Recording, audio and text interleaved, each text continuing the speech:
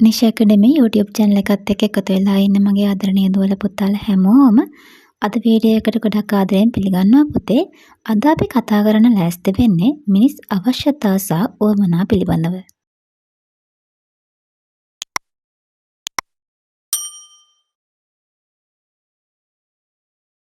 පුතේ අපි ආර්ථික විද්‍යාව උසස් පෙළ විෂය නිර්දේශයේ 1.1 නිපුණතා මට්ටම අපේ කලින් වීඩියෝස් වලදී අපි කතා කරලා ඉවර කරා පුතේ. අද අපි පටන් ගන්න යන්නේ 1.2 නිපුණතා මට්ටම. භාණ්ඩ හා සේවා පරිභෝජනයෙන් අවශ්‍යතා සහ උවමනා තෘප්තිමත් වන ආකාරය පෙන්වා දෙයි. ඒ යටතේ මිනිස් අවශ්‍යතා සහ උවමනා කියන විෂය අන්තර්ගත කොටස තමයි පුතේ අද අපි සාකච්ඡා කරන්න බලාපොරොත්තු වෙන්නේ. පුතේ අපි මුලින්ම බලමු අවශ්‍යතා කියන්නේ මොනවද කියලා. අවශ්‍යතාවයක් කියලා කියන්නේ පුතේ අපිට මිනිස්සෙක් විදිහට ජීවත් වෙන්න ඕන කරන අවම දෑ. එහෙමත් නැත්නම් අවශ්‍ය කරන මූලිකම දේවල් වලට අපි කියනවා පුතේ අවශ්‍යතා කියලා. උදාහරණයකට ගත්තොත් පුතේ ඔයාලා අපි හැමෝටම බඩගින්නක් ඇති වෙනවනේ. එතකොට අපි හොයන්නේ මොනවද? කෑම. මොනවා හරි කෑමක් තමයි හොයන්නේ. ඒවට අපි කියනවා ආහාර කියලා. හැබැයි ඒ සපුර ගන්න විදිය, ඒ ආහාර බඩගින්න නිවා ගන්න මොන වගේද කියලා අපි එක එක්කෙනාට වෙනස් වෙන්න පුළුවන්. සමහර අය බත් වලින්, පාන් වලින්, පිට්ටු වලින් මේ එක જાති ආහාර වලින් ඒ බඩගින්න නිවා ගන්න පුළුවන්. හැබැයි පොදුවේ ගත්තහම අපි හැමෝම බඩගින්නක් ඇති වෙච්ච ගමන් හොයන්නේ ආහාර. අන්න ඒ වගේ පුතේ පොදුවේ අපි හැමෝටම ඕන කරන දේවල් වලට අපි කියනවා අවශ්‍යතා කියලා. මේ අවශ්‍යතා පුතේ ප්‍රධාන වශයෙන් කොටස් දෙකකට අපිට බෙදා වෙන් කරගන්න පුළුවන්. පළවෙනි එක තමයි භෞතික අවශ්‍යතා. දෙවෙනි එක මානසික අවශ්‍යතා. භෞතික අවශ්‍යතා විදිහට පුතේ අපිට භාණ්ඩයක් හෝ සේවයක් පරිභෝජනය කරලා සපුර ගන්න පුළුවන් අවශ්‍යතා වලට අපි කියනවා පුතේ භෞතික අවශ්‍යතා කියලා.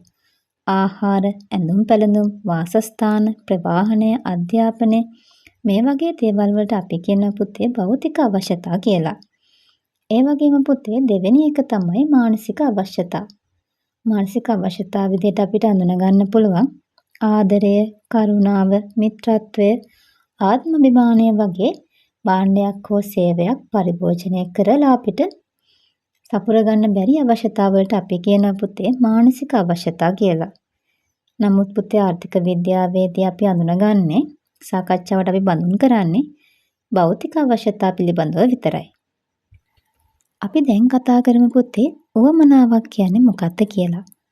උවමනාවක් කියලා කියන්නේ පුතේ අවශ්‍යතා සපුරා ගැනීමට හා තෘප්තිය වැඩි කර ගැනීම සඳහා මිනිසා විසින් තෝරා ගනු ලබන විවිධ ආකාර, ක්‍රම හා ස්වරූප වලට අපි කියනවා උවමනාවක් කියලා. මේ උවමනත් පුතේ අවශ්‍යතා වගේම කොටස් දෙකකට බෙදා වෙන් කරගන්න පුළුවන්. ද්‍රව්‍යාත්මක, එහෙම නැත්නම් භෞතික උවමනා සහ ද්‍රව්‍යාත්මක නොවන, එහෙමත් නැත්නම් මානසික උවමනා විදිහට අපිට කොටස් දෙකකට පුතේ මේ උවමනාද වර්ග කරගන්න පුළුවන්. හැබැයි පුතේ මම අර කලින් කිව්වා වගේම ආර්ථික විද්‍යාවේදී අවධානය යොමු වන්නේ භාණ්ඩ හා සේවා පරිභෝජනයෙන් තෘප්තිමත් කරගත හැකි ද්‍රව්‍යාත්මක උවමනාවන් කෙරෙහි පමණයි.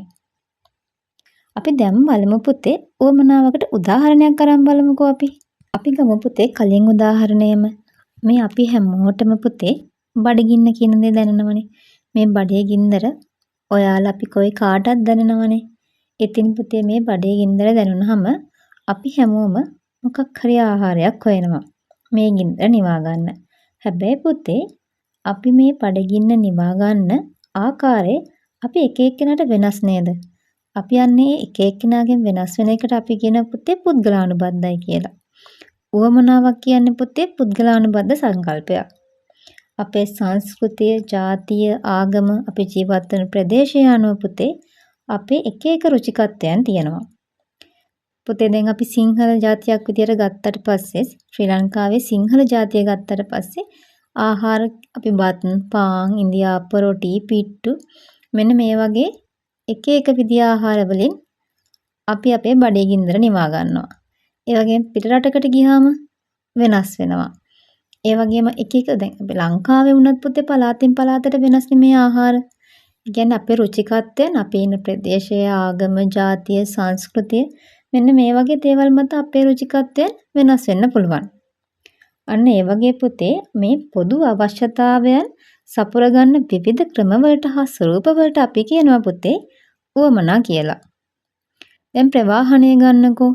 දැන් ඔයාලට සාමාන්‍ය කෙනෙක් බයික් එකේ යන්න පුළුවන්, බස් එකේ යන්න පුළුවන්, එතකොට කාර් එකේ යන්න පුළුවන්, ප්ලේන් එකේ යන්න පුළුවන්. සමහර කෙනෙක් පයින් ඇවිදගෙන යන්නත් පුළුවන්. අන්න ඒ වගේ ප්‍රවාහනය කියන එක පොදුයි අපි හැමෝටම. හැබැයි අපි මේ ප්‍රවාහනයට භාවිතා කරන දේවල් එක එක්කෙනාට වෙනස් වෙන්න පුළුවන්. අපි දැන් ගොඩාක් දේවල් කතා කරානේ පුතේ. අපි දැන් බලමු අවශ්‍යතා සහ උවමනා සාරාංශයක් විදිහට අරගෙන මේ දෙක අතර තියෙන වෙනස්කම් මොනවද කියලා. අවශ්‍යතා පුතේ ජීව විද්‍යාත්මක මූලයන් සමග බැඳී පවතින අතර උවමනාවන් සම්ප්‍රදායන් සිරිත් විරිත්තා සංස්කෘතීන් ආදිය මත රඳා පවතී. අවශ්‍යතා කියන එක පුතේ අපිට අනිවාර්යයෙන්ම සපුර ගන්න ඕනේ. අවශ්‍යතාවන් සපුරා නොගෙන මිනිසෙක් විදිහට අපිට ජීවත් වෙන්න බෑ.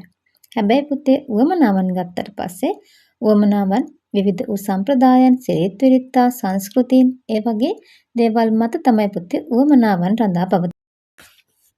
ඒ වගේම තමයි පුතේ අවශ්‍යතා සීමිත වන අතර උවමනා අසීමිතයි. අවශ්‍යතා පුතේ අපිට තියෙන්නේ ගණන් කරන්න පුළුවන් ප්‍රමාණයක්. අතේ ඇඟිලි ගන්නට වගේ තමයි අවශ්‍යතා තියෙන්නේ. හැබැයි පුතේ උවමනා ගත්තට පස්සේ අසීමාන්තික විදියට අපිට උවමනාවල් පවතිනවා. උදාහරණයකට ගන්න පුතේ ඇඳුම් පැළඳුම්. ඇඳුම් විලාසිතාවන් කොච්චරක් තියෙනවද අපිට කියලා නිම කරගන්න පුළුවන්ද?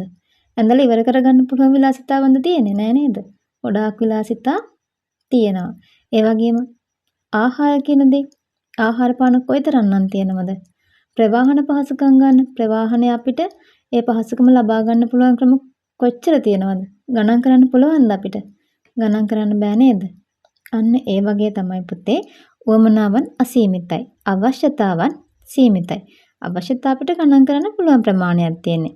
හැබැයි අපිට උවමනාවන් පුතේ නිර්මාණය කර කර අපිට උවමනාවන් සපුර ගන්න පුළුවන්.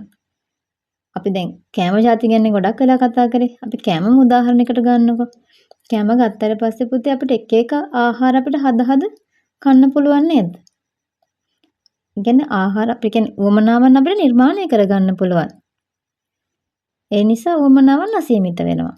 මේ ආහාර කියන අවශ්‍යතාවයේ සපුර ගන්න ක්‍රම ගොඩාක් තියෙනවා පුතේ. අපිට ගණන් කරන්න බැරි ප්‍රමාණයක් තියෙනවා. ඒ නිසා උවමනාවන් අසීමිතයි. අවශ්‍යතා සීමිතයි. අපි බලමු පුතේ ඊළඟ වෙනස්කම. අවශ්‍යතා පුතේ කාලයත් සමග වෙනස් නොවන අතර උවමනා කාලයත් සමග වෙනස් වෙනවා. බලන්නක පුතේ අපි ඉස්සර හිටපු මිනිස්සු කොහොමද ජීවත් වුනේ? ඔයාලා හැමෝම ඉතිහාසය ඉගෙනගෙන තියෙනනේ සාමාන්‍ය පෙළට නේද? ඒ මිනිස්සු ජීවත් වුනේ කොහොමද? ගල් වෙනක තමයි ජීවත් වුනේ. දඩයන් කරගෙන තමයි ආහාර ගත්තේ.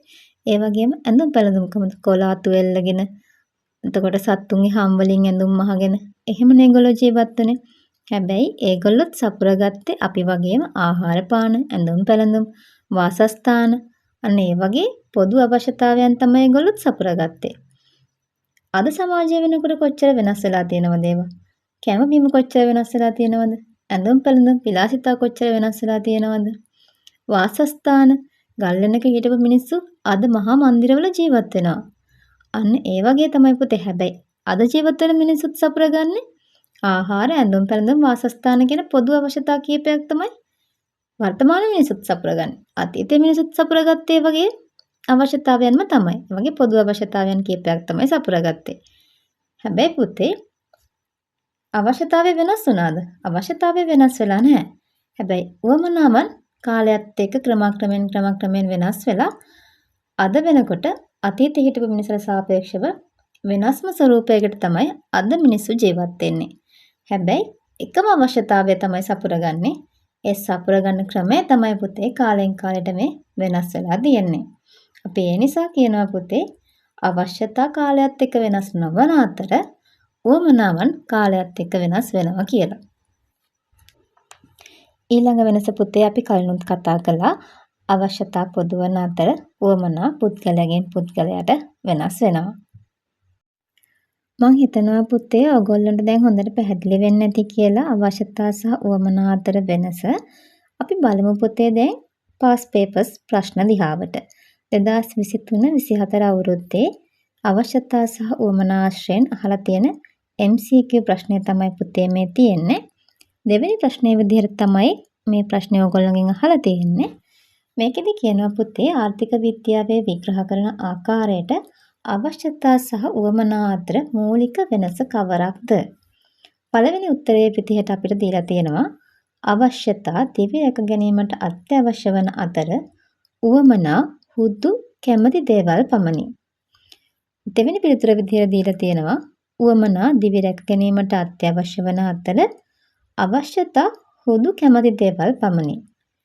තුන්වෙනි උත්තරයේ විදිහට දීලා තියෙනවා ආර්ථික විද්‍යාව තුළ අවශ්‍යතා සහ උවමනා සමානාර්ථයෙන් සැලකේ. හතරවෙනි උත්තරේ උවමනා සීමිත සම්පත් වලින් තෘප්තිමත් කරගත හැකි අතර අවශ්‍යතා සීමිත සම්පත් වලින් තෘප්තිමත් කරගත හැකි නොවේ.